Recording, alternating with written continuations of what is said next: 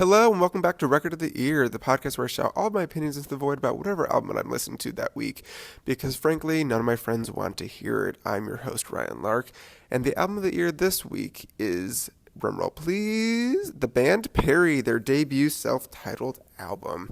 I chose this because, frankly, my boyfriend's been listening to it a lot lately for some reason, and I've had it stuck in my head, and it's one of my favorite country albums of all time. I know a lot of people probably know a lot of the songs off of it, but I don't think it was a popular album as a whole, honestly. Honestly, it got canned by a lot of critics as well, so yeah, I just don't understand that. But anyways, a little bit about the album, some stats behind it. Like I said, it's their debut self-titled album. It came out in 2010. It has 11 tracks and is 40 minutes long. You know I love a short, concise, sweet album, although it's kind of weird because it's got 5 singles on it, which again, I don't love a single-heavy album. Flashback to Mickey Guyton's EP, where half of the songs on it were singles, which is kind of weird. Anyways, the 5 singles on this were Hip to My Heart, If I Die Young, You Lie, All Your Life, and Postcard from Paris. The album, of course, is certified platinum, probably due to If I Die Young. I believe If I Die Young is certified platinum 5 times, if I'm remembering correctly, and the album, or the song If I Die Young, was nominated for Best Country Song that year. However, the album was not nominated for anything, and I don't think it has won any awards other than being certified platinum. But anyways, before I get into the tracks, I want to let you guys know and remind you to go ahead and listen to the album beforehand or go track by track if you want. Otherwise, it won't make sense to you and you won't know what I'm talking about. But other than that, let's go ahead and get right into it. Insert guitar transition noise here. Oh, hello. Now, when I say the words waves, heavy, boat, ship, what word comes to mind? That's right, it's anchor. And what do all those have to do with anchor? Well, absolutely nothing. But what does have to do with anchor is podcast, free, creation. Those are the words that come to mind when I think about an Anchor, because Anchor is a free app that lets you download and start your own podcast if you ever want to. It's the easiest way to make a podcast, and I'll explain. There's easy creation tools that allow you to record and edit your podcast right from your phone or computer. Anchor then will distribute your podcast for you so it can be heard on Spotify, Apple Podcasts, and any other site you want. You can then make money from your podcast with no minimum listenership, which is great for me because I have no listeners. It's everything you need to make a podcast in one single place. That's right. No need to go get an editing software, nothing like that. It's all in one place. It's perfect, easy to use. So go ahead and download the free Anchor app or go to anchor.fm to get started. See you there. Insert guitar transition here. The first track on the album is called You Lie, and it was written by Aaron Henningsen, Brian Henningsen, and Clara Henningsen. I believe that's a father and his 2 children, famous writers. But anyway, the You Lie is all about the narrator, a female who is angered because she finds out about her significant other's infidelity and uses a lot of it's constantly lying and whatnot, but it's really heavy on the simile. Obviously, you know, like a priceless Persian rug on the rich man's floor. I mean, I love the wordplay here. It's obviously a fun, whimsical song that kind of talks about a very serious subject, which I really enjoy. It makes it a lot more palatable. In this instance, I think the lyrics were written expertly. I think the melody's written very well. It's kind of an easy listening country song. Yeah, I just really like the song a lot. It's fun, like I said. I don't know if the recording is honestly anything special. I think the lead singer, she has a great voice on it. I think it fits the song very well, but I don't know if she does anything stylistically incredible with it. So I'm going to have to go ahead and give it, as far as songwriting goes, I think the songwriting is obviously the stronger one here. I'm going to give the songwriting an 8, whereas I think the recording is probably a 6. The second track on the album is Hip to My Heart and it was written by Brett Beavers as well as the three siblings in the band Perry, Kim, Neil, and Reed Perry. This song is just kind of a fun-loving song about falling for someone who just gets how you like to be treated and treats you that way. It's got a really fun melody. The melody's nothing crazy or special, nothing new and exciting, I would say, honestly. It's just a fun, feel-good song. I think Kimberly, the lead singer, does a really good job with it, actually. She's got some really fun stylings in it where she kind of puts those onomatopoeia words in it. I mean, it sounds like a weird thing to say, but it just makes it fun, and she goes, woo, and like throws in those little stylistic fun things that make it a good song that you just like to hear. And I just love the phrase, I like your lips like I like my Coca-Cola. I think that's just such a fun line. I think it's kooky enough without being unrelatable, and you obviously know, like you can just like tell what it means, and it's very it evokes a certain image in your head, and takes you back to a certain time and place. Honestly, I feel like it's kind of a not old timey, but of an older era for sure. That image evokes in your mind, in my opinion, which I think is kind of fun when it has a definite image that it evokes. It's definitely, I think it's obviously well written when that happens. And the three siblings, the band Perry, is obviously very good at writing songs that evoke a lot of imagery, which we'll get to in the next song. But as far as this song goes, I think the songwriting is probably a 7.5. No, I'm going to give it an 8 as well. I think the song was really good here. Actually, no, I take that back because the melody I don't think is that great, but I like the lyrics a lot. So I'm going to give it a 7.5. And then for recording, I'm going to give it a 7.5 as well. The third song on the album is If I Die Young, and it was written solely by Kimberly Perry, the lead singer. This is obviously the standout star of this album. It's a heart-wrenching song about the sadness of dying young and losing out on so much on what life has to offer. But kind of the narrator who died or is thinking about what happens when people die, kind of reminding everyone and reminding the family in the story that they did enjoy a lot of life and they enjoyed the life that they had while they had it. So you shouldn't be that sad because they had, quote, just enough time. This is an absolutely incredible song. This is so expertly, like, honestly, this has got to be like one of the best written songs in modern, like in the past decade at least. It's just so, it just evokes so much imagery, which obviously, like I said, she does so well, but it's just so expertly told. There's a story, clear story. There's a point of view. It's a different perspective. It's a story we haven't heard before. It's written so eloquently. The melody is so interesting and new and fits so well with the story and content of it. It's just an incredible, incredible song. And the way that Kimberly sings it is just so good. It's obviously something that she wrote, so she has a deep personal connection to it. I mean, I think it's just, she hits like all the emotions at just the right levels at just the key points. She obviously is an expert at this song in particular, at singing it. And honestly, I feel like it's, if I had to like create a new list of standards, which maybe I would do because that sounds fun, but if I had to create a list of modern standards, I would definitely put this on it because it is just one of those songs that A, everyone knows, I feel, B, everyone loves. I've never heard anyone say anything bad about this song. There's just nothing to critique, frankly. I think it's absolutely a masterpiece.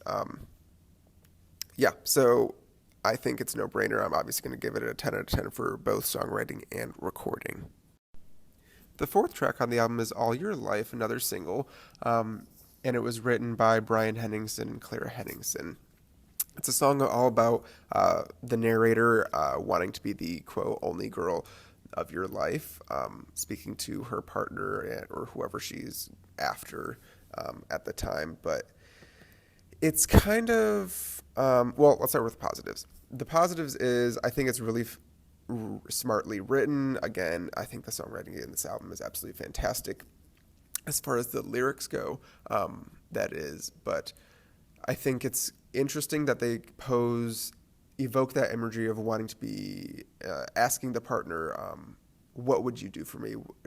It's kind of like, oh, how much do you actually love me is like the first part, and the second half is like, oh, I want to be the only love of your life is the other half of the song. And they do that by asking like all the questions, like would you walk to the edge of the ocean? Would you fill my jar with sand? Or just to fill my jar with sand? Would you catch a couple thousand fireflies for me? Like, I think that's a fun way to tell this story.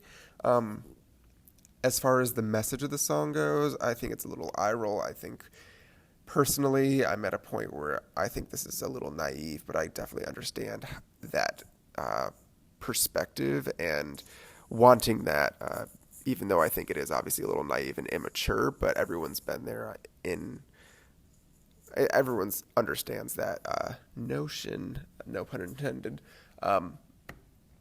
Yeah, I mean, I think it's a good song. I think her voice complements it very well. I think she sings it very nicely. I don't think she adds anything too special to it, but I think she does it justice. I really like the song. I think it's a good song to listen to. Yeah, I mean, I just think it's a good song. I don't think it's by any means close to even You Lie, honestly. I think it's a good song. I think it was a good single for this album, but other than that, I don't know. I don't have any other opinions. So as far as songwriting goes, I do like the melody a lot. I think the melody, honestly, is probably better than the songwriting or the lyrics. God, I always mix those up. I don't know why I always thought the lyrics were the songwriting. Obviously, the songwriting is way more than just lyrics. It's writing the melodies and all the parts. The recording is different. But anyways, that's a different tangent. Yeah, just the lyrics on this the way they organized and the background of the lyrics, the way they, what is the right word? It's like, I like the way that they did it, but I don't like the actual content, if that makes sense. I like the way that they posed a bunch of questions and the way they went about it, but the actual lyrics themselves, I'm not like in love with. The melody, again, like I said before, I think is really good here. I really like it. It's very melodic, which is what the band Perry, I think, excels at. And fits well with this album. But yeah, so as far as songwriting goes, I'm going to give it probably a 7. And for recording, I'm going to give it a 6. The 5th track on the album is Miss You Being Gone by Aaron Henningsen, Brian Henningsen, Claire Henningsen, and then the 3 Perry siblings. This is a song all about realizing the person you've been with is kind of a scumbag and a bad person, has been kind of cheating on you and doing all these crappy things, and you kind of just waking up to them. I think the lyrics are really fun here. It's written in a very kind of almost whimsical way, and in like not catty, but like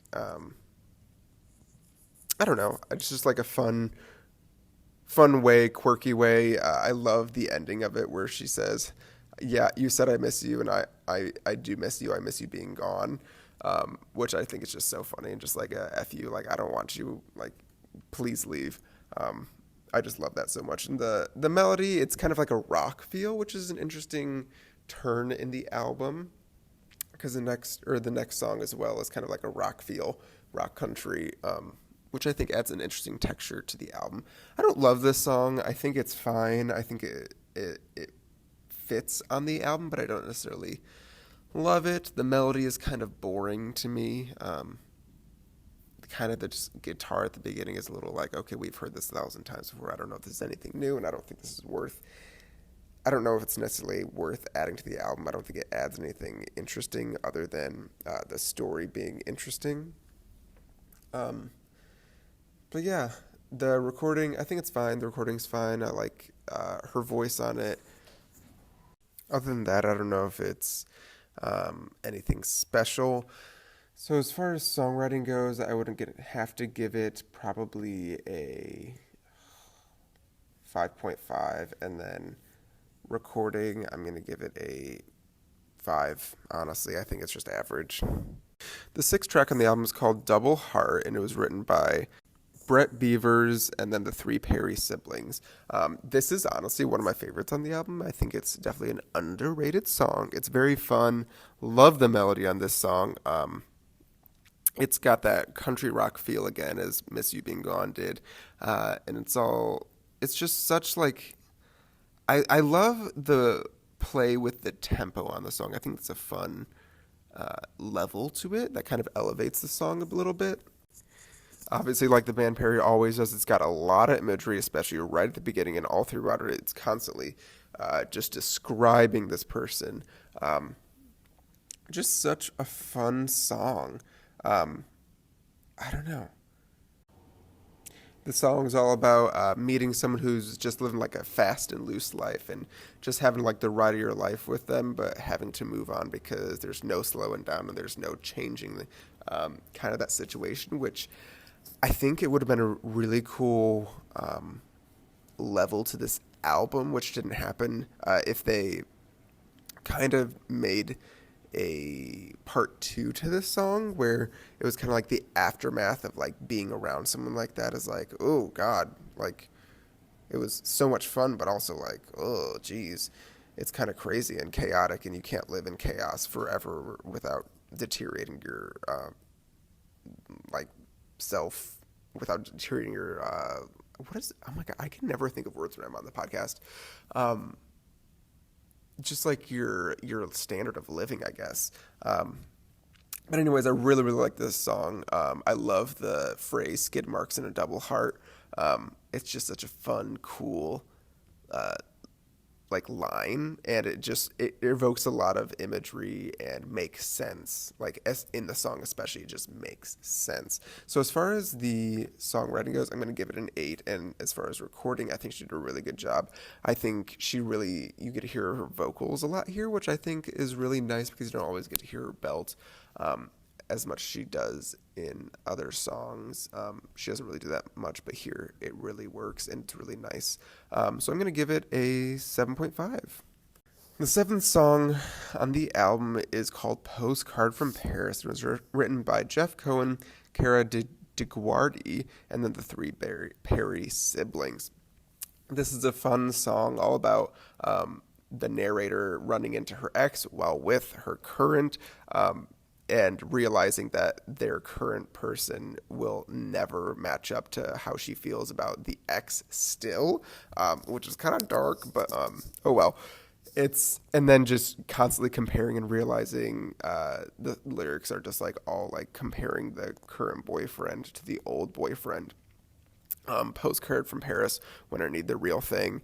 And it's just such a fun way to do it. It's a little mirrored of the way that You Lie was written, in just constant simile, which I think works to the disadvantage to this song because most people have already heard You Lie, and then once you hear Postcard from Paris, it's like, oh, this is just the way that you write. These are the kind of songs that you like, so it's like, okay, maybe we're getting a little tired of the constant simile, but in and of itself, I think it's a very good song. I think it's a very fun song. I love the similes here. Evokes a lot of imagery in your mind, which again, she does very well. But the melody is really fun here. She sings it very well. I think she does a very good job with this song. I'm very impressed with how she did here. So as far as songwriting goes, I'm going to give it an 8. And for recording, I'm going to give it a 7.5. The eighth track on the album is called Walk Me Down the Middle and is written by the three Perry siblings. And this song is all about kind of being the new girl of someone's right after a breakup and then kind of flaunting yourself around them in front of the ex. And it's less about being with that person and more about showing off in front of that girl, which is a little yikes for me. But I think the melody's really good here. I love this melody. It's very slowed down, very, what is the right word? Oh my gosh. I can never think of anything. I think the song melody is very smart here because the kind of slow feel, I think, definitely evokes a small town feel for some reason, in my mind, as well as the lyrics here are really good. Walk me down by the Ferris wheel and make sure that she sees. It's very literal. It's a very literal story. It doesn't use a lot of simile, but I think it's very effective and different than what she has been doing, or they have been doing all the album, because it's kind of refreshing having that literalness of this song, of the lyrics here, because you kind of get tired of that simile. But as far as songwriting goes, I think it's a good song. I don't know if it's great. I'm going to have to give it a 6.5. And then for recording, probably 6. I think 6.5. I think it's equally as good. I don't know. This song doesn't wow me. It's just kind of like one of those like, oh yeah, that's a good song. It fits well on the album. I don't think it's anything special, but I don't know. Maybe I don't like this album as much as I thought. I don't know. I really thought I liked this album, but going through each song, I'm just kind of like, I didn't love that one. Didn't love that one. I think it's getting a little tired of the simile, blah, blah, blah. Gosh, I really thought I really liked this. But maybe I'm just being too critical. I don't know. Anyways, the next track on the album, track number 9, is called Independence and is written by the Henningsons as well as the Perrys. Again, and this is just a song all about getting out of town and getting out of your hometown and moving on with your life, and being able to break free from everything that's been holding you back in that town. I love that the song is called Independence and the town in this story is called Independence. I think that's like kind of like a fun wink in the song. I just think it's fun. I love the melody here. This is probably one of my favorite melodies on this album. It's another standout for me. I honestly wish it was a single instead of probably Hip to My Heart. I just don't love Hip to My Heart as much as I do this song. I think I love that phrase, the little pause between Some Say I'm Crazy and A Little Loco. I just think it gives that like quirky flair. I don't know, I just really like that. And this song for some reason. But I think she does it really well too. You can tell she's having fun while singing it or recording it, which always makes the listener enjoy it more, because if they're having fun, you're having fun. Yeah, I don't know. I just really like it. I think that it's a very well-written story, which I love about country music. It's a very clear story, relatable story. It's not told in the most, it's not told in a new way, but it's a fun way to tell it. So I think it was effective here. But for songwriting, I would definitely probably give it 7.5. And for recording, I'm going to give it a 7.5 as well. The 10th track on the album is called Quittin' You and is written by the three Perry siblings again. And it's all about choosing to be with yourself instead of being alone, and kind of being over someone who isn't exactly good for you or and you don't really like anymore, and just kind of like quitting them, emphasis the name, cutting them out of your life immediately. I really like the melody here a lot. It's got a lot of fun, like kind of phrasings in it that's adds a lot of fun emphasis to the song. The like line quittin', that melody, I don't know why, I just really like it. It's such a fun like little ditty. I don't know, I just really like it. The stylings that I keep forgetting her name, Kimberly. the lead singer Kimberly that she puts on it is just so fun. Obviously, there's great harmonies in this. They kind of harmonize throughout the whole melody, but um, it's just really fun, and it's got a good feeling to it. And all the slides and stuff that she adds to it is just so intelligently done and adds so much emphasis onto the lyrics, which is it's not exactly a deep song lyrically, but it is a fun song in my opinion. Um, so yeah, I think the melody is obviously stronger than the lyrics, but as overall songwriting, I'm gonna have to give it probably a 7, and for recording, I'm gonna give it a 7.5. The last track on the album is called Lasso and was written by the three Henningsons and the three Perrys.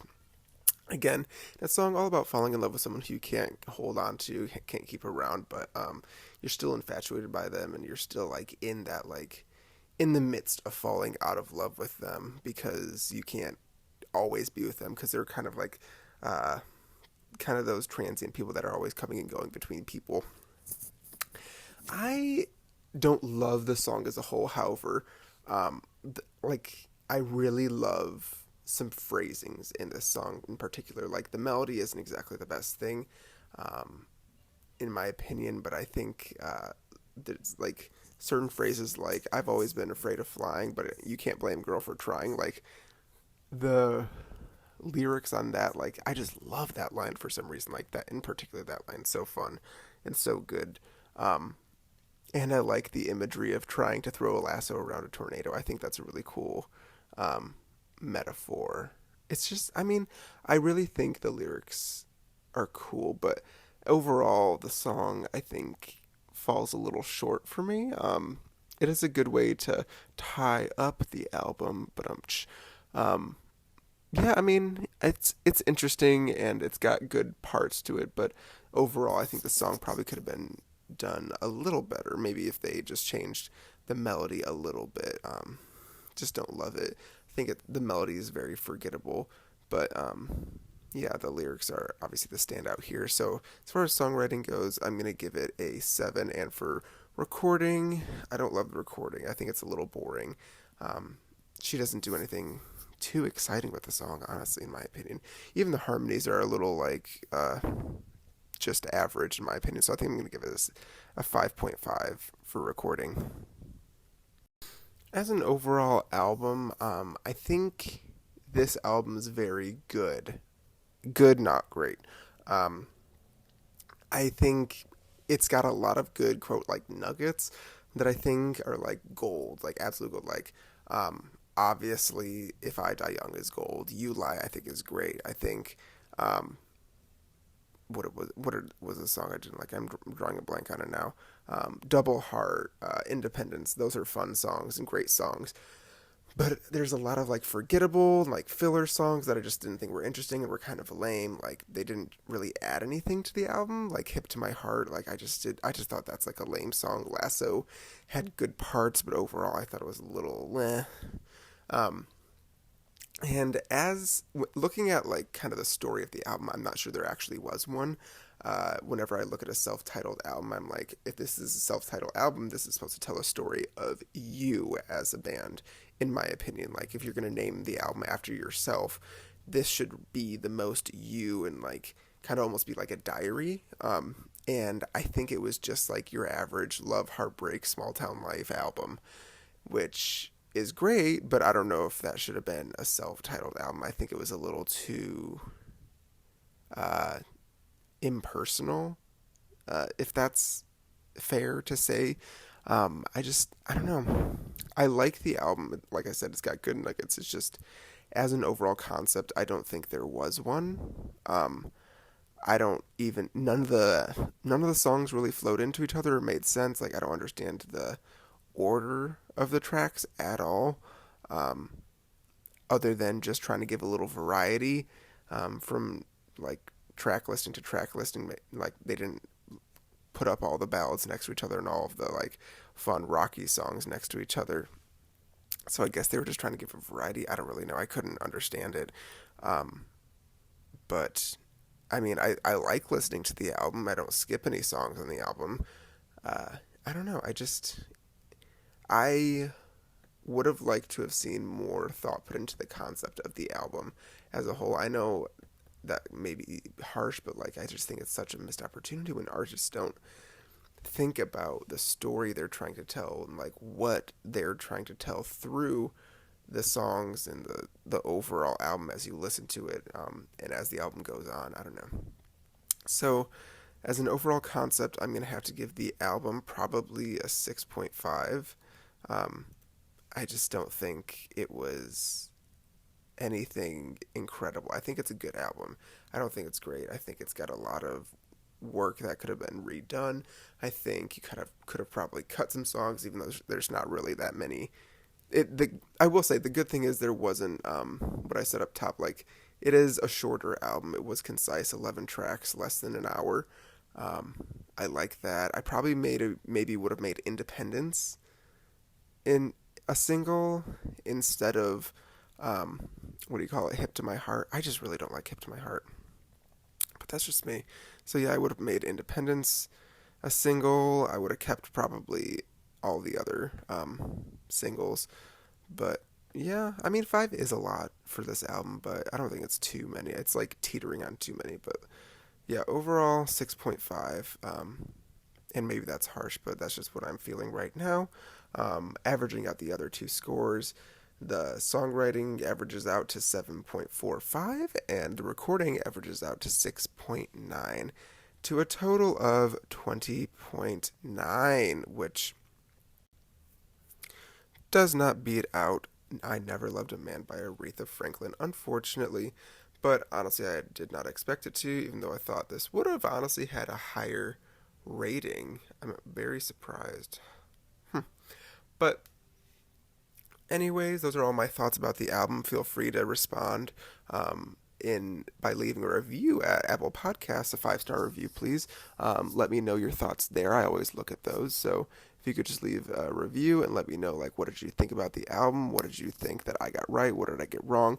Or if you're not feeling a review, or in addition to the review, you can either DM me on Instagram at Record of the Ear Podcast. That's Year without the Y. And you can just let me know your thoughts about the albums. Did you think it could have? Did you like Hip to My Heart?